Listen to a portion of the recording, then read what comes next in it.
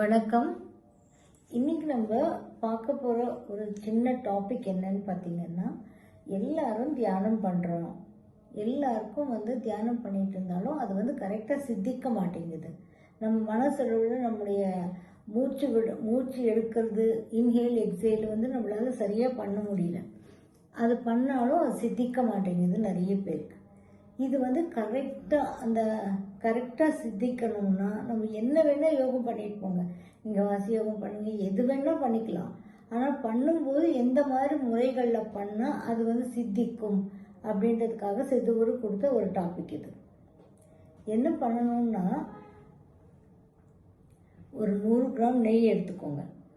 நெய் எடுத்துட்டு அந்த நெய்யில் என்னென்ன போடணும்னா, 9 கற்பூரவள்ளி இலை, 9 வில்வ இலை, 9 துளசி இலை, 9 வேப்பிலை, 9 இது இருக்கு இல்லைங்களா, அருகம்புல்லோட வேரை மட்டும் எடுத்துட்டு வேரை மட்டும் கட் பண்ணி கத்தியால் கிடையாது, கையால் கட் பண்ணி வேர் மட்டும் 9, மொத்தம் 5.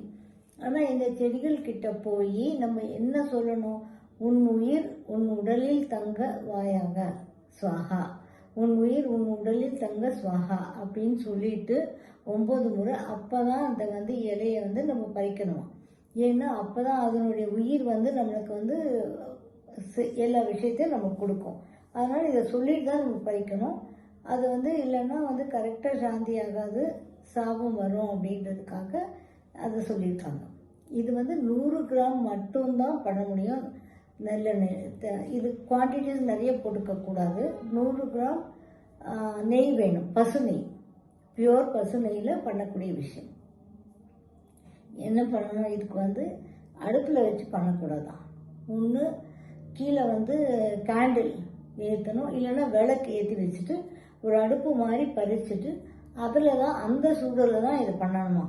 அடுப்பில் சிம்மில் வச்சு கூட பண்ணக்கூடாதுன்னு சொல்லிட்டார்.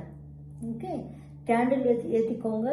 இல்லைன்னா இங்கே ஒரு விளக்கு ஏற்றி வச்சுட்டு, எண்ணெய் விளக்கு ஏற்றி வச்சுட்டு அது மேலே ஏதாவது ஒரு பாத்திரம் வச்சுட்டு, அடுப்பு மாதிரி நீங்கள் பண்ணிவிட்டு, பொம்மை அடுப்பு மாதிரி பண்ணுவாங்க இல்லையா, அந்த மாதிரி ஏதாவது பண்ணிவிட்டு அது மேலே நீங்கள் அது மேலே ஒரு பாத்திரத்தை வச்சு நெய்யை ஊற்றி, அப்போ இந்த 9 கற்பூரவள்ளி, 9 வில்வ இலை, 9 துளசி இலை, 9 வேப்பிலை, 9 அருகம்பில் வேறு எல்லாத்தையும் போட்டு நல்லா ஃப்ரை பண்ணி எடுக்கணும்.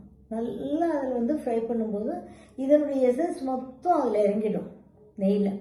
அவ்வளோதான், ஃபுல்லாக ஃப்ரை பண்ணிடணும். அந்த இலையில் ஒன்றுமே இல்லாத அளவுக்கு கருகருன்னு ஆகிடுற அளவுக்கு நம்ம எடுத்துடணும் அதை. அவ்வளோதான். அதை எடுத்துட்டோம்னா அந்த நெய்யை வச்சுக்கோங்க. அந்த நெய் நமக்கு விளக்கேற்றத்துக்கு உதவும். இன்னொன்று என்ன பண்ணணும்னா, தேங்காய் எண்ணெய் 50 மில்லி தான். 50 மில்லி தேங்காய் எண்ணெய் எடுத்து இதே மாதிரி 9 கற்பூரவள்ளி, 9 வில்வம், 9 துளசி, 9 வேப்பிலை, 9 அருகம்புல் வேர், இதே மாதிரி எடுத்து இதையும் என்ன பண்ணணும்னா, அந்த மூலிகை பறிக்கும்போது உன் உயிர் உன் உடலில் தங்க ஸ்வாகா அப்படின்னு 9 முறை சொல்லணும் அந்த மூலிகை கிட்ட. அப்போ தான் அதனுடைய உயிர் சக்தியானது அது உடம்புல நிற்குமா. இல்லைன்னா நீங்கள் பறிக்கும் போதே அது போயிடுமா. அதனால் அதனுடைய உயிர் சக்தி தான் நம்மளுக்கு தேவை. அதை நீங்கள் சொல்லி சாப விமோசனம் பண்ணி நீங்கள் எடுத்து 50 மில்லி தேங்காய் எண்ணெய், அந்த தேங்காய் எண்ணெயில் இதை போட்டு இதே மாதிரி தான், ஒரு அடுப்பில் வைக்கக்கூடாது, ஒரு விளக்கு ஏற்றி இல்லைன்னா கேண்டில் ஏற்றி ஒரு அடுப்பு மாதிரி ஒரு ஃபார்ம் பண்ணி அந்த அடுப்பு மேலே ஒரு பாத்திரத்தை வச்சு 50 மில்லி தேங்காய் எண்ணெய் விட்டு இதை ஊற்றி இந்த இலைகளெல்லாம் 5 வகையான இலைகளையும் அதில் போட்டு நல்லா கருக்கி நல்லா அது கிறிஸ்பி ஆகிடும். இனிமேல் அதில் ஒன்றுமே இல்லை, அதில் சாரெல்லாம் அதில் இறங்கிடுச்சு அப்படின்னு சொல்லும்போது அதை எடுத்து போட்டுடணும். இப்போ நெய் பண்ணோம் இல்லைங்களா, அந்த நெய்யில் என்னெல்லாம் நம்மளுக்கு இருக்குது அப்படின்னு பார்த்தீங்கன்னா, நெய் எதுக்கெல்லாம் யூஸ் பண்ணலான்னு பார்த்தீங்கன்னா, ஒரு அகல் விளக்கு ஏற்றி வச்சுட்டு நீங்கள் வாசி யோகமோ இல்லை எந்த மெடிடேஷனோ தியானம் என்ன வேணால் பண்ணிங்க. உங்களுக்கு ஆத்ம திருப்தி எது கொடுத்தோ அதை நீங்கள் பண்ணும்போது உங்ககிட்ட எரிய வேண்டிய விளக்கு இந்த நெய் விளக்கு. அந்த நெய் விளக்கில் என்ன இருக்கணும், எப்படி வைக்கணும்னா, வடக்கிலேருந்து தெற்குமுகமாக அந்த திரி இருக்கணும். ஸோ விளக்கு வைக்கிறீங்க, நீங்கள் எங்கே உட்காரணும், கிழக்கு பார்த்த மாதிரி மேற்கில் உட்காந்து கிழக்கு பார்த்த மாதிரி இருக்கணும்.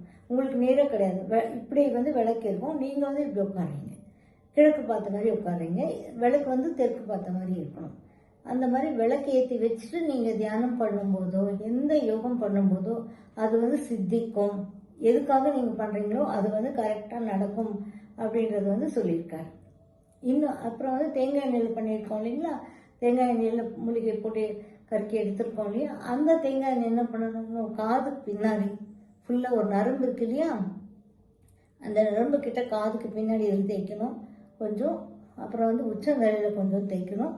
செஸ்ட்டு கிட்ட, தைமஸ் கிளாண்ட் கிட்ட கொஞ்சம் தேய்ச்சிட்டு உள்ளங்கையில் 2 உள்ளங்கையிலும் தேய்ச்சிட்டு உட்காந்து நீங்கள் தியானம் பண்ணணும்.